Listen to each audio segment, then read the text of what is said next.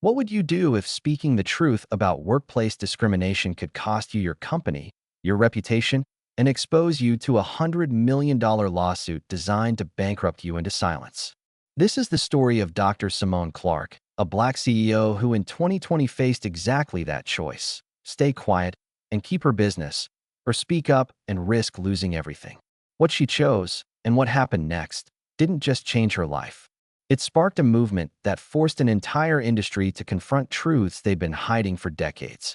It's November 2020, and Dr. Simone Clarke, 46, sits in her corner office overlooking downtown Atlanta as CEO of Meridian Tech Solutions, a cybersecurity firm she built from nothing over 15 years into a company worth $80 million with 300 employees. She's one of fewer than 20 Black women who've ever built a tech company to this valuation. But today, she's reading a cease and desist letter from Titan Corporation, a Fortune 100 tech giant that's been Meridian's largest client for 8 years, representing 40% of her annual revenue. The letter is clear: stop speaking publicly about discrimination in the tech industry, retract statements made in a recent Bloomberg interview, and issue a public apology, or face a $100 million defamation lawsuit and immediate termination of all contracts. What did Simone say that warranted this nuclear response? In that Bloomberg interview, she'd been asked about diversity in tech leadership and responded honestly. "I've sat in rooms with major clients where executives made decisions to specifically exclude minority-owned vendors from RFP processes, where they've said explicitly they don't trust Black-owned firms with sensitive data despite our superior track record. I've watched contracts go to less qualified white-owned competitors because decision-makers are more comfortable with people who look like them. This isn't speculation. It's documented pattern I've witnessed repeatedly." She didn't name Titan specifically, but everyone in the industry knew she was one of their primary vendors, and Titan's legal team decided she was describing them. Simone's board of directors calls an emergency meeting. Her CFO presents the numbers. Losing Titan's contracts means laying off 120 employees immediately. Fighting a $100 million lawsuit could bankrupt the company even if they win, because legal fees alone would be catastrophic. Her general counsel is blunt: "Simone, you can apologize, retract the statements, sign an NDA, and we survive. Or you can fight this and probably lose everything you've built over 15 years. There's no good option, but one option lets us keep the company." 8 of her 10 board members vote to recommend she settle quietly. They're not wrong about the financial math. Fighting would be financial suicide. But Simone is thinking about something bigger than spreadsheets.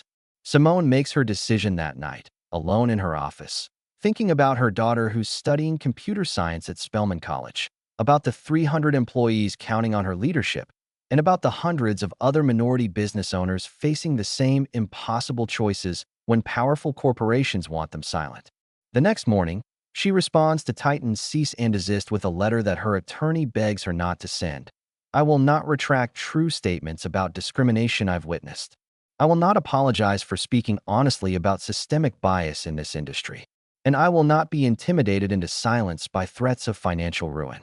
If you choose to sue me, I'll see you in court, and I'll make sure every document, every email, every piece of evidence becomes public record." Titan files the lawsuit within 48 hours. But they miscalculate badly, assuming Simone would crumble under pressure. Instead, she goes on the offensive.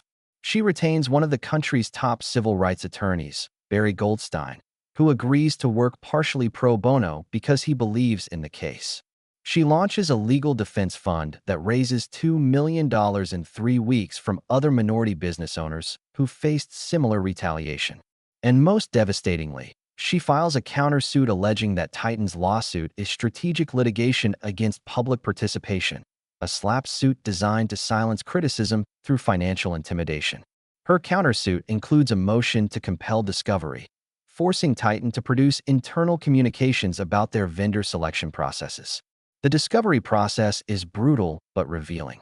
Simone's legal team uncovers emails between Titan executives discussing optics problems with using minority vendors for high-profile projects, messages questioning whether Black-owned firms could handle sophisticated work despite Meridian's flawless performance record, and most damningly, a memo from a VP suggesting they needed to manage the diversity vendor carefully because she's getting too visible and might become a problem. The evidence doesn't just support Simone's original statements. It proves they were understated. Titan had been systematically discriminating while publicly promoting diversity initiatives. And now it's all becoming public record through court filings that media outlets are covering extensively. In March 2022, after 16 months of litigation, Titan's board makes a calculation. Continuing this lawsuit is destroying their reputation and exposing discrimination they can't defend in court. They offer Simone a settlement that's stunning in its scope.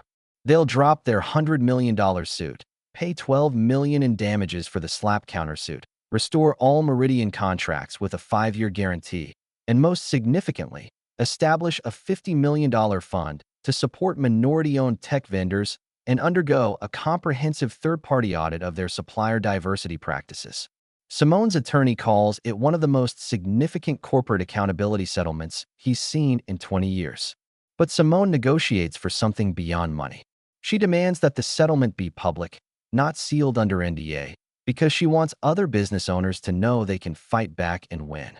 She also requires Titan to issue a public statement acknowledging that her original Bloomberg comments were substantially accurate and that their lawsuit was inappropriate retaliation.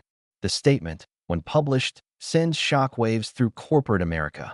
We acknowledge that Dr. Clarke's statements about discrimination in vendor selection processes reflected real issues within our organization. Our lawsuit was a misguided attempt to suppress legitimate criticism. We apologize and commit to substantive reform. The ripple effects are immediate and profound. 6 other tech companies proactively launch audits of their own supplier diversity programs, terrified they'll be next. 3 major corporations facing similar discrimination allegations settle quickly rather than risk the public exposure Titan suffered. Congress holds hearings on procurement discrimination, citing Simone's case as evidence that voluntary diversity programs aren't working. And Simone becomes a sought-after speaker and advocate, traveling the country telling business owners, they want you to believe that speaking up means losing everything. Sometimes that's true, but silence guarantees you'll keep losing dignity, opportunity, and the chance to change systems that harm everyone who comes after you. By 2024, Meridian Tech Solutions has grown to $150 million in valuation. Simone has written a best-selling book called The Price of Truth, Fighting Corporate Retaliation, and she's launched a legal defense fund that's helped 43 other minority business owners fight discrimination lawsuits and retaliation. Her daughter, now graduated from Spelman, joins Meridian as a junior developer and tells her mother, "You could have taken the easy path, kept the company safe, stayed quiet. Thank you for choosing the harder road. You showed me what integrity actually costs and why it's worth paying." Here's what Dr. Simone Clarke's story proves. Sometimes the most dangerous thing you can do to an unjust system is refuse to be quiet, even when silence would be safer and more profitable. Simone risked her company, her personal wealth, and 15 years of building to fight for a principle.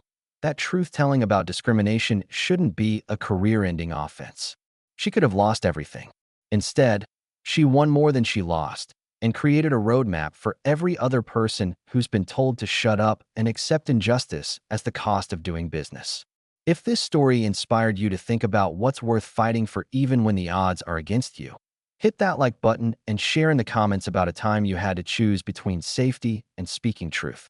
Subscribe for more stories about people who refused to back down, who risked it all for what was right, and who proved that courage isn't the absence of fear.